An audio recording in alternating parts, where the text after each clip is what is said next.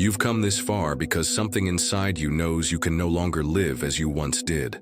Along this journey, we've explored the stark truth of power. It's not given to those who wait, it's not offered to those who beg, and it's not held by those who believe good intentions are enough. Power is built with clarity, protected with firmness, and maintained with the rare combination of calculation, discipline, and presence.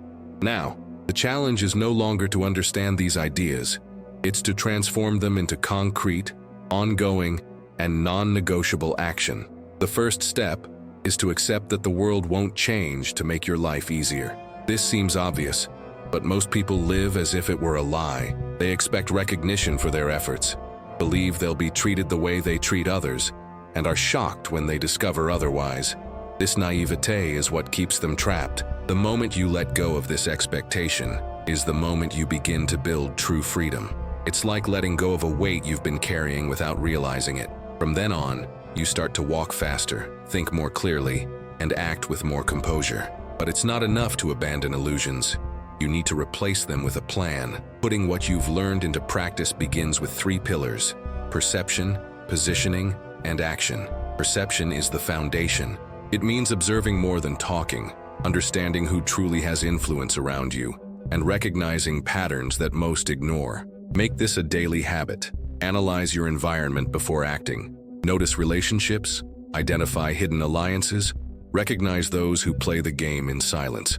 Keep a strategic journal recording each significant interaction and its impact. This creates an invisible map of the forces shaping your reality. Little by little, you'll see how certain decisions that seemed random are actually pieces on a larger board. Positioning comes next.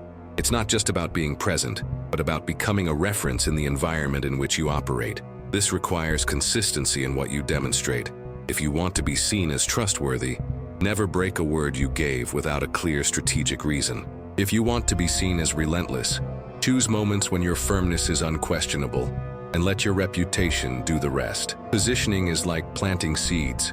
It doesn't bear immediate fruit, but it creates roots that sustain your power in the long term. Imagine a chess player who, even without making flashy moves, controls the center of the board. That's how you should be. Action is the element that transforms theory into reality, but not just any action, only one that serves a clear purpose. With each step, ask, does this bring me closer or further away from the scenario I want to build? Eliminate impulsive movements. Instead, focus on calculated decisions with a proportional and measurable impact. And remember, acting quickly doesn't mean acting in a rush. It means being ready to decide when the perfect moment arises. This strategic waiting time is what separates those who react from those who dominate. To put this into practice, create a weekly personal strategy cycle. At the beginning of the week, set 3 concrete objectives that reinforce your perception, positioning, or ability to act. At the end of the week, review each of them thoughtfully, evaluating not only whether they were achieved, but also the impact they had on your image and influence. This creates a constant learning cycle, where each week makes you sharper. Also include what I call strategic quiet moments, periods when you deliberately step away from interactions to observe. During these moments, pay attention to how people behave without your active presence. You'll uncover valuable insights into loyalties, weaknesses, and opportunities. It's in these spaces of apparent inactivity that the greatest breakthroughs often emerge. The deeper application of this knowledge, however, requires emotional courage. It means accepting that in some cases, it will be necessary to cut ties, change environments, or even redefine who you are in the eyes of the world.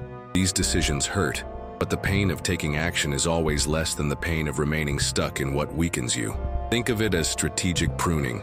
By cutting dead branches, the tree concentrates strength in what can still grow. And remember, none of this works if you don't control the narrative. Every step you take must be framed in a way that seems inevitable, justifiable, and ideally beneficial in the eyes of others. It's not blind manipulation, it's intelligent protection. When you control what others believe about your actions, you reduce resistance and increase your room for maneuver. What you don't explain will be interpreted by others, and almost always in a way that doesn't favor you. Real power is silent. It's not proven through unnecessary public confrontations, but through the ability to make things happen without having to explain everything. It's like gravity, invisible, constant, impossible to ignore. The less you need to advertise, the stronger your control will be. Now is the time to bring this into your life. Start small. Choose an open-ended situation, something you would normally resolve impulsively. This time, hold, observe, plan. Wait for the moment when action will have the greatest effect at the lowest cost. When that moment arrives, execute without hesitation. Then shape the narrative so everyone sees what you want them to see. Repeat, no rush, no seeking approval. Just building, little by little, the reputation of someone impossible to ignore and dangerous to underestimate. It is in this silent accumulation that unquestionable authority is born. You don't have to say you're playing the game. You just have to outplay everyone around you. And when that happens, you'll see something curious. Fewer people will try to test you. More doors will open, and you'll have the freedom to decide not only how to act, but what kind of world you want to live in. This is how, little by little, your presence becomes an inescapable force in the setting you've chosen. This is the time to take control of your story, your actions, and their consequences. Not to dominate others out of vanity, but to stop being held hostage by the whims and games of others. This is how you become untouchable. This is how you write the kind of destiny that doesn't depend on anyone's permission. If this content resonated with you, if it sparked reflections that you know you need to turn into action, I invite you to join our channel community, Seek Profunda. Subscribe now, like this video so more people have access to these ideas, and leave a comment below sharing your questions or experiences, anonymously, if you prefer. Your participation is what keeps this space alive and able to further explore strategies that can change the way you live and lead. Most people live trapped in a conditioned reflex. Someone speaks, they respond. Someone attacks, they counterattack. Someone provokes, they react. It's almost automatic, as if their minds are constantly connected to an external trigger that dictates their behavior. This predictability is the greatest weakness in the game of influence. Those who are predictable can be manipulated, exploited, and defeated without realizing they're being led. Now imagine being in a negotiation. On one side of the table, an anxious businessman trying to close the deal as quickly as possible. He talks too much, agrees quickly, and wants to please. On the other, someone who listens more than he speaks, who measures each response, who leaves long pauses between sentences. Little by little, the anxious businessman begins to feel uncomfortable. He starts filling the silences with more concessions, revealing information he didn't need to, giving up advantages he didn't even know he could keep. When the negotiation ends, the calm man walks away with much more than he initially asked for. And all this without raising his voice, without showing any rush. This is the essence of invisible control, forcing the other person to move at your pace, not theirs. It's as if you're holding the strings of a puppet who doesn't even know he's being guided. Machiavelli knew that the image we project is as important as the action itself. If the other person believes you're unshakable, even if you're internally calculating every step, they'll begin to adjust their behavior to stay ahead. This perception shapes reality. Imagine a leader during a crisis. The company is facing losses, there are rumors of layoffs, the atmosphere is tense. The team watches the leader's face for signs, a worried look, a gesture of impatience, anything that betrays insecurity. But he remains calm, says little, and conveys the impression that he knows exactly what he's doing. This calm, even if constructed, prevents panic. And more than that, it transforms him into the point of stability everyone follows. Not because he has all the answers, but because everyone needs to believe that someone else does. The most fascinating thing is that this stance doesn't need words to work. It feeds on the very lack of reaction. The human brain hates gaps. When it doesn't receive enough information, it invents what's missing. And that's where psychological control occurs. The other person begins to project onto you attributes that you may not even possess, but which are useful to you.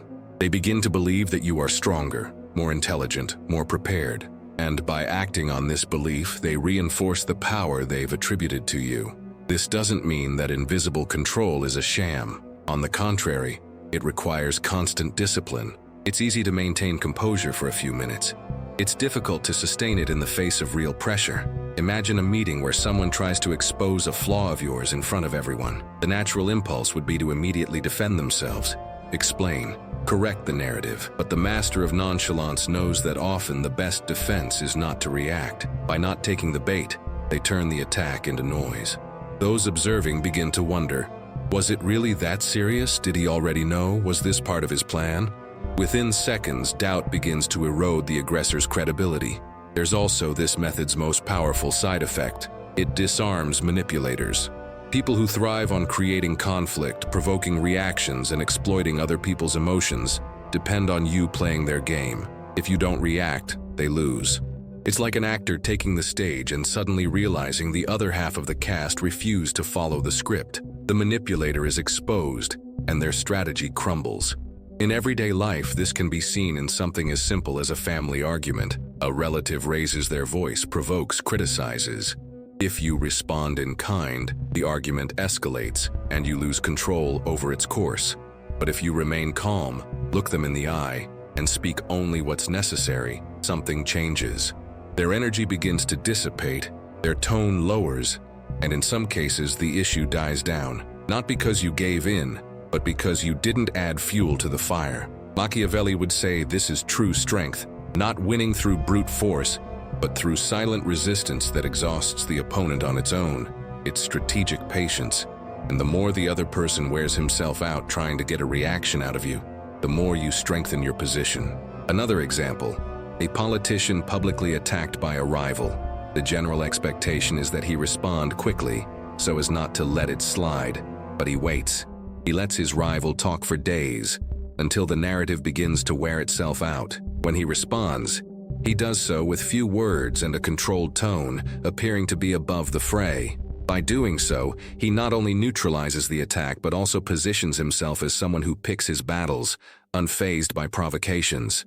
This control over one's own pace is what separates leaders from followers. Those who follow react. Those who lead dictate the pace. And to dictate the pace is to dictate how the game will be played. Suspense is a fundamental part of this strategy. It's not about withholding information out of insecurity, but about building anticipation for the right moment to act. Silence is like a rope being slowly pulled. The tighter it is, the stronger the impact will be when it's released. People start to wait for what you're going to say or do, and when it finally happens, the effect is amplified. But there's a risk. Remaining silent or calm for too long can create the impression of passivity or disinterest. Therefore, the master of nonchalance isn't someone who never speaks. It's someone who knows exactly when and how to speak. They appear at the moment when attention is at its peak, when their every gesture will be noticed. It's at this point that patience transforms into visible power. Ultimately, it all boils down to a simple but difficult to apply principle. Strength lies not only in what you do, but in what you refuse to do, in what you fail to say, in what you choose not to react to. Self-control is a form of command because it forces the other person to adapt to you. Now, think about how many situations in your life could have been different if you had used this approach. An argument that could have been avoided, a negotiation where you could have achieved more, a conflict that could have resolved itself. Imagine how many problems cease to exist when you don't provide them with the energy that fuels them. Invisible control is, ultimately, an art, and like all art, it requires practice. Practice to endure the discomfort of silence, to deal with the anxiety of acting, to resist the urge to justify oneself. Practice to realize that often, victory lies not in dominating the other by force, but in creating the space for them to destroy themselves. And perhaps the greatest revelation is this. When you learn to control your own rhythm, you begin to realize how much others are slaves to theirs. And in that moment, you understand that non-reaction is not just a form of defense, it's the first attack. Nonchalance is more than a calm posture. It's a multi-layered psychological mechanism, a tool that acts silently and rewrites the rules of interaction without the other person noticing. By now, you understand the value of controlling time and not reacting. But there's an even deeper, less explored dimension. The cumulative impact this posture has on others' minds. When repeated consistently, it builds a track record, a reputation, and that reputation begins to act for you, even when you're not present. Think about the effect a person known for absolute calm has before even entering a conversation. Others already expect them to be difficult to read. They already calculate their words before speaking. They already try to predict what they'll think. It's as if their mere image carries an invisible weight that reorganizes the posture of everyone around them. It's not just about what happens in the moment, but about the anticipation that precedes that moment. This anticipation is power. But have you ever wondered why the human mind reacts this way to mystery? The brain seeks patterns to feel secure.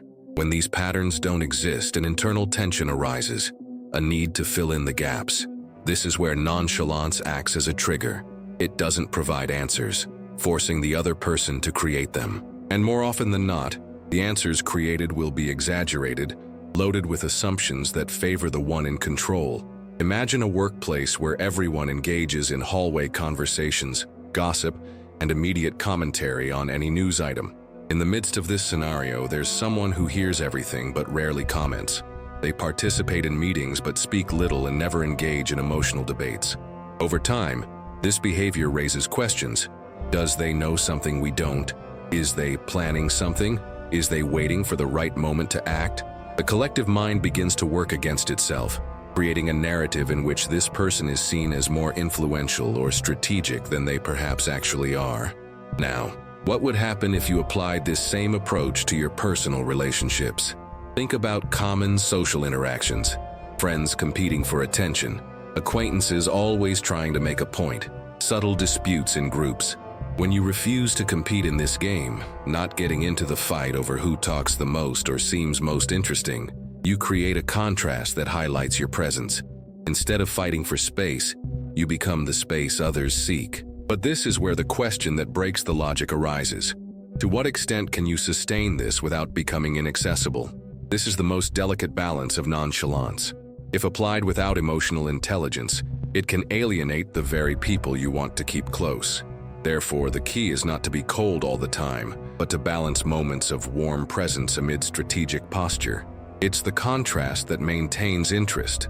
Machiavelli would probably say that the appearance of stability is more important than actual stability. This doesn't mean being fake, but rather knowing how to control how you're perceived. When everyone believes you're immune to chaos, they act as if that immunity were real and begin to depend on it. This dependence creates an invisible hierarchy where you occupy the top without having to actively compete for it. A practical example: in a negotiation, the side that demonstrates greater urgency almost always loses. This happens because urgency is synonymous with necessity, and necessity is weakness. The nonchalant side, which demonstrates patience and confidence, puts the other in a position of pressure.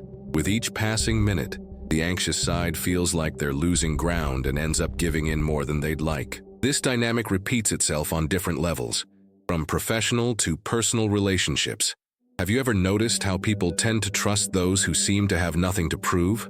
It's as if a lack of anxiety is interpreted as competence. But here's the catch. This perception only holds if there's consistency. One slip, an out-of-place emotional reaction, a rash gesture, and the whole thing can crumble. That's why practicing nonchalance requires daily discipline, even in seemingly small situations. Breaking the pattern again. What if, instead of thinking of nonchalance as just defense, you saw it as an attack? It doesn't just prevent others from reading your intentions. It forces others to expose theirs. By remaining calm, you create a vacuum that the other person needs to fill. And in this filling, they reveal more than they'd like. It's a chess game in which the opponent moves pieces believing they're advancing, when in fact, they're paving the way for their checkmate. This silent attack is more effective because it doesn't feel like an attack. It doesn't provoke direct resistance or trigger alarms. It's a slow, almost imperceptible but steady advance. By the time the other party notices, you already have all the information and the necessary positioning to act decisively. To apply this to everyday life, think about conflict situations. The next time someone tries to provoke you, instead of responding immediately, observe, ask something unexpected, change the angle of the conversation, or simply let the silence linger. These small deviations break the mental script of those who expected a predictable reaction. And when the script breaks, the person loses control of the conversation. The most interesting thing is that when you practice this for long enough, you begin to notice something curious. People start to police themselves in your presence, not because you threaten them, but because they don't want to make mistakes in front of someone who never loses control. This self-censorship of others is one of the purest forms of silent power. But there's one final detail that needs to be understood. Nonchalance isn't a permanent state. It's a tool, and like any tool, it must be used purposefully.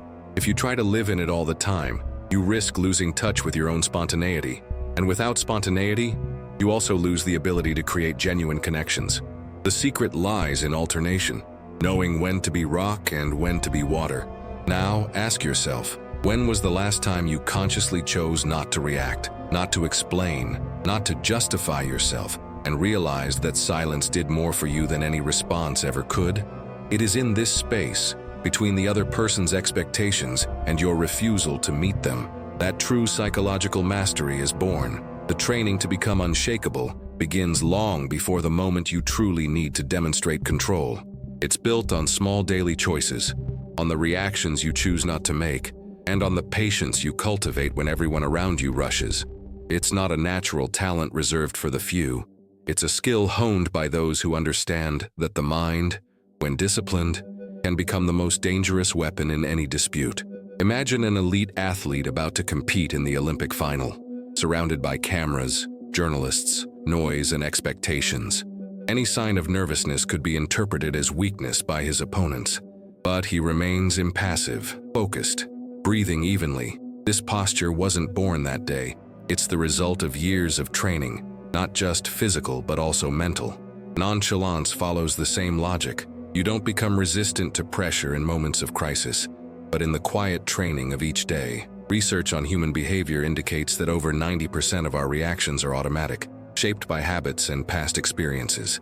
This means that if you don't deliberately train how you respond, you'll continue to act predictably, exactly what experienced strategists expect. Nonchalance training is, therefore, a process of reprogramming these responses, making them conscious and calculated. A simple but powerful exercise is to control your response time. When someone asks a provocative question or comment, wait a few seconds before responding. This brief but intentional delay sends a subliminal message. You're not driven by the other person's urgency. Gradually, this habit shapes the perception that you're selective about what deserves your attention. Stories of great negotiators show that this control of time is one of their most valuable tools. In a famous peace negotiation, one of the mediators avoided responding immediately to any proposal. He let the silence stretch on, forcing the other side to fill the void with further concessions or explanations. In the end, he reached a more favorable agreement precisely because he never rushed to speak. But the training doesn't stop there. There's also mastery of the face and body. Micro-expressions, tiny muscle contractions that reveal emotions, can betray your thoughts in fractions of a second. Studies show that trained observers can identify fear, anger, or surprise in less than 1/15 of a second. To maintain nonchalance, you need to minimize these involuntary signals. This requires deliberate practice, relaxing your facial muscles under pressure, keeping your gaze steady, and controlling your breathing. This physical control isn't just aesthetic, it influences mental state. When the body is calm, the brain interprets the situation as under control, reducing the automatic stress response. It's a reinforcing cycle. Controlling the body helps control the mind, and controlling the mind helps control the body. Another critical aspect is managing your presence. A common mistake is to overexpose yourself, to be available all the time.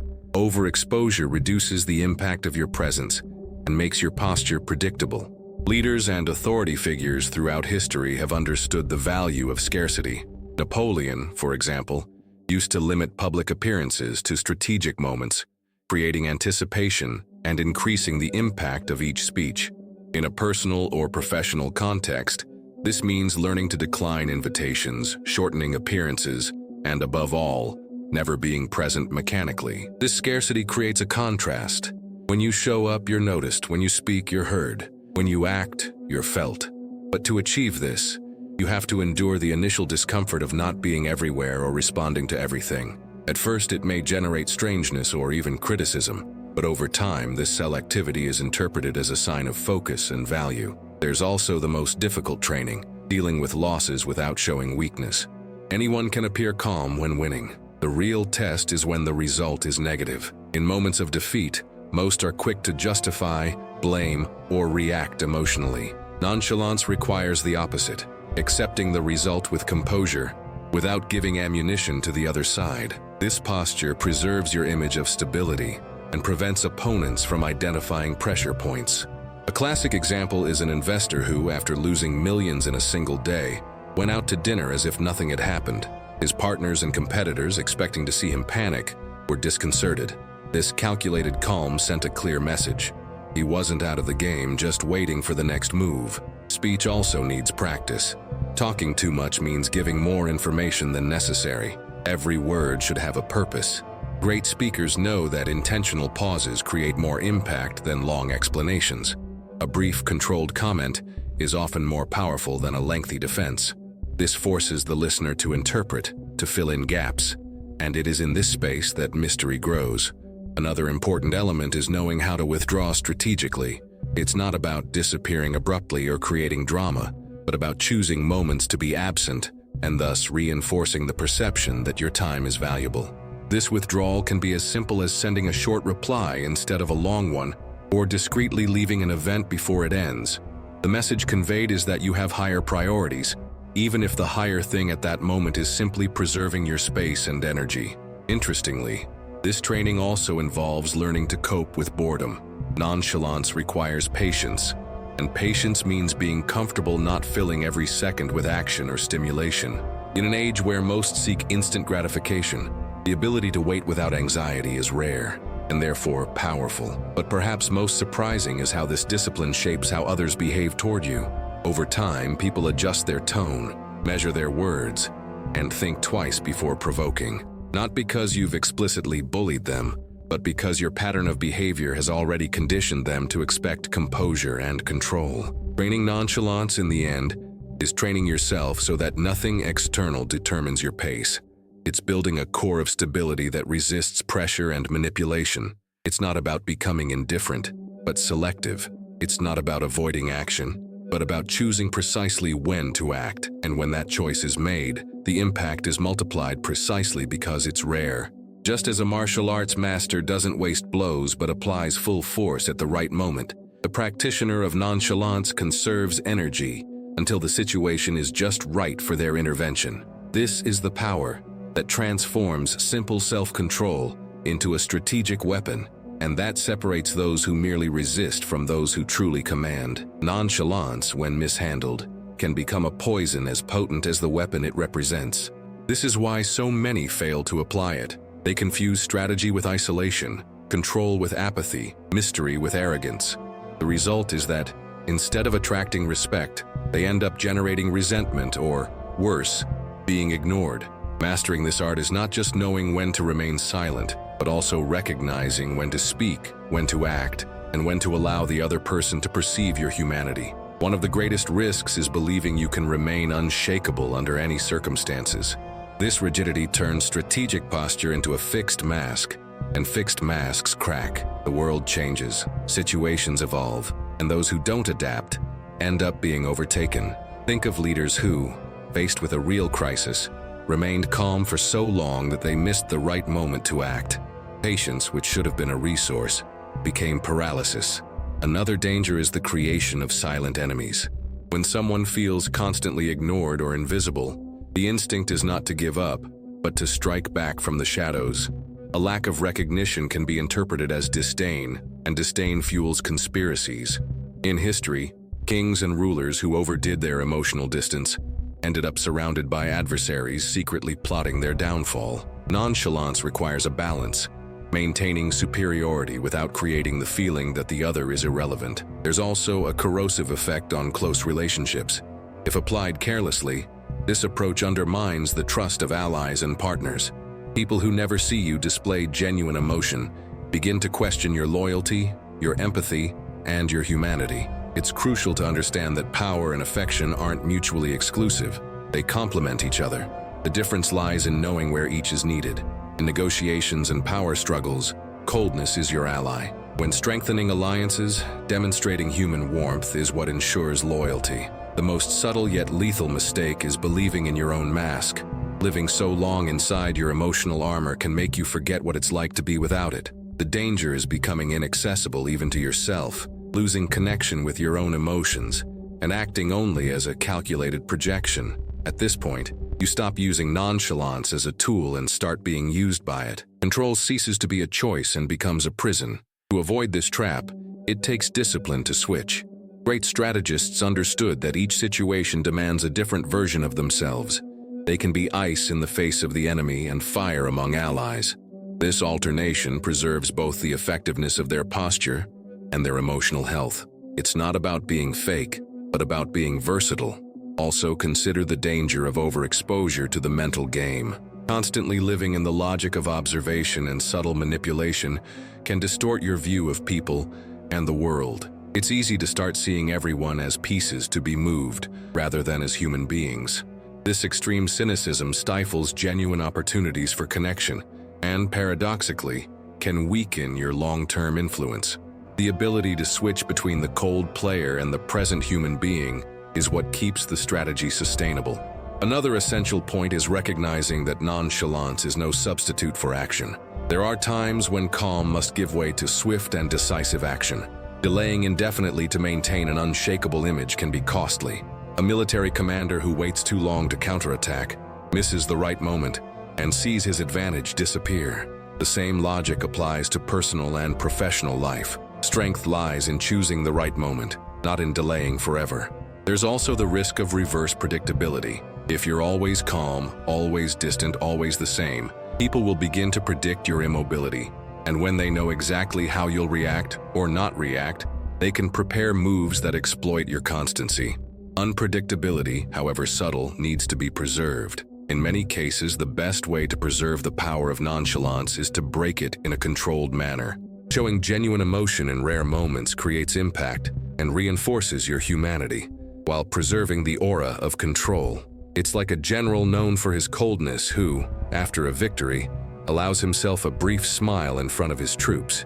This contrast is what gives weight to his stance.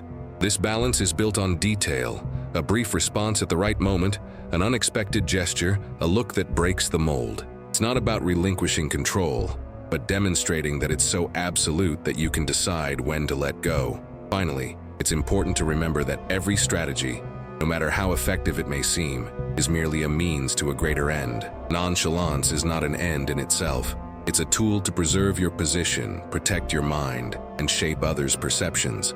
But if it becomes your only mode of operation, you risk living more to maintain image than to achieve real results. True mastery isn't about being unshakable all the time, but about knowing exactly when to be and when not to be. It's this flexibility that transforms control into lasting power. Without it, even the strongest castle becomes a prison, and what was once armor becomes a burden.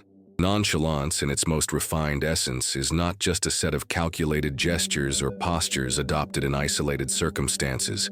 It becomes a constant filter, a way of seeing and being seen, a subtle alignment between perception and expression. It is a selective presence, where every movement is intentional, every pause is charged with meaning, and every word is measured. It is self-control that doesn't simply contain but directs, shaping not only how you act in the world, but also how the world reacts to you. We have now reached the point where theory dissolves into practice, where understanding is not enough. You must embody each principle until it becomes part of every gesture, every calculated silence.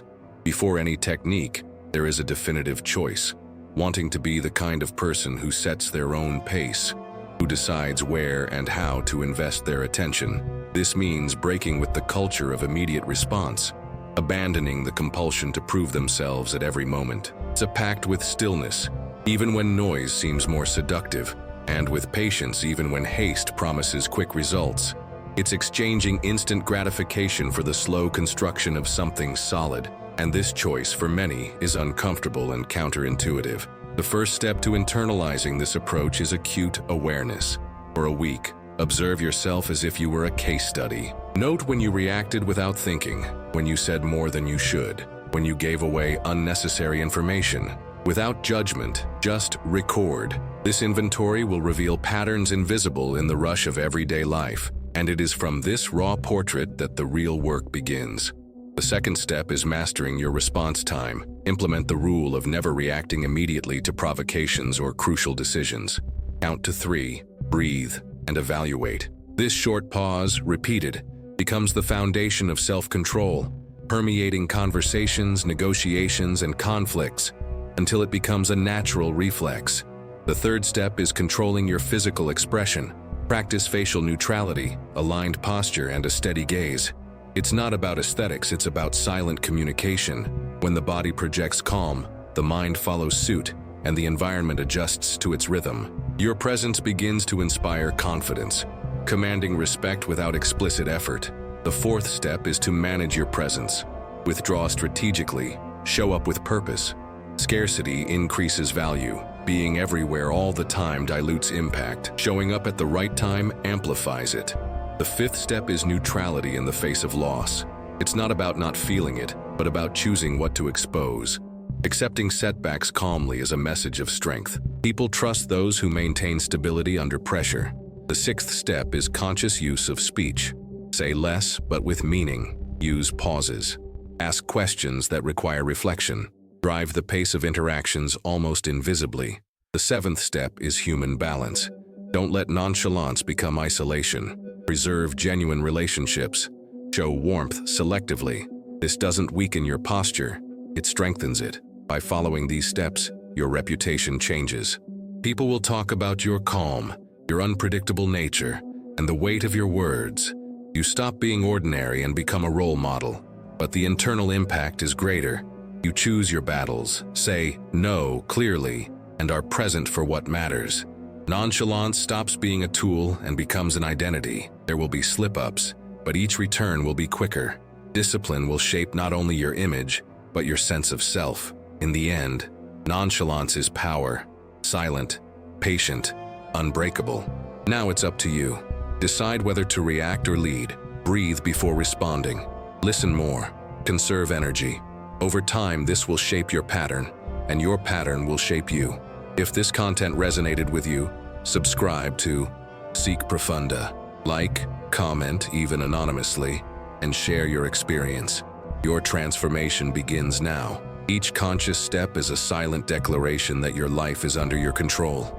Nonchalance, in its most refined essence, is not just a set of calculated gestures or postures adopted in isolated circumstances. It becomes a constant filter, a way of seeing and being seen, a subtle alignment between perception and expression.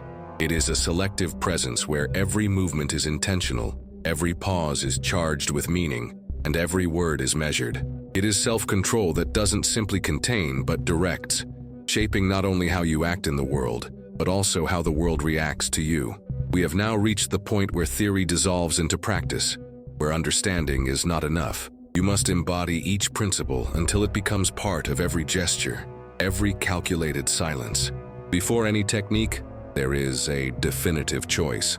Wanting to be the kind of person who sets their own pace, who decides where and how to invest their attention. This means breaking with the culture of immediate response, abandoning the compulsion to prove themselves at every moment. It's a pact with stillness, even when noise seems more seductive, and with patience, even when haste promises quick results. It's exchanging instant gratification for the slow construction of something solid. And this choice, for many, is uncomfortable and counterintuitive. The first step to internalizing this approach is acute awareness. For a week, observe yourself as if you were a case study. Note when you reacted without thinking, when you said more than you should, when you gave away unnecessary information. Without judgment, just record. This inventory will reveal patterns invisible in the rush of everyday life, and it is from this raw portrait that the real work begins. The second step is mastering your response time. Implement the rule of never reacting immediately to provocations or crucial decisions. Count to 3, breathe, and evaluate. This short pause, repeated, becomes the foundation of self-control, permeating conversations, negotiations, and conflicts, until it becomes a natural reflex. The third step is controlling your physical expression. Practice facial neutrality, aligned posture, and a steady gaze. It's not about aesthetics, it's about silent communication. When the body projects calm, the mind follows suit, and the environment adjusts to its rhythm. Your presence begins to inspire confidence, commanding respect without explicit effort. The fourth step is to manage your presence. Withdraw strategically, show up with purpose. Scarcity increases value. Being everywhere all the time dilutes impact. Showing up at the right time amplifies it. The fifth step is neutrality in the face of loss. It's not about not feeling it, but about choosing what to expose. Accepting setbacks calmly is a message of strength. People trust those who maintain stability under pressure. The sixth step is conscious use of speech. Say less, but with meaning. Use pauses. Ask questions that require reflection. Drive the pace of interactions almost invisibly. The seventh step is human balance. Don't let nonchalance become isolation. Preserve genuine relationships. Show warmth selectively. This doesn't weaken your posture, it strengthens it. By following these steps, your reputation changes. People will talk about your calm, your unpredictable nature, and the weight of your words. You stop being ordinary and become a role model, but the internal impact is greater. You choose your battles, say no clearly, and are present for what matters. Nonchalance stops being a tool and becomes an identity. There will be slip-ups, but each return will be quicker. Discipline will shape not only your image, but your sense of self. In the end, nonchalance is power. Silent, patient, unbreakable. Now it's up to you. Decide whether to react or lead. Breathe before responding. Listen more. Conserve energy. Over time, this will shape your pattern, and your pattern will shape you. If this content resonated with you, subscribe to Deep Psyche. Like, comment, even anonymously, and share your experience. Your transformation begins now. Each conscious step is a silent declaration that your life is under your control.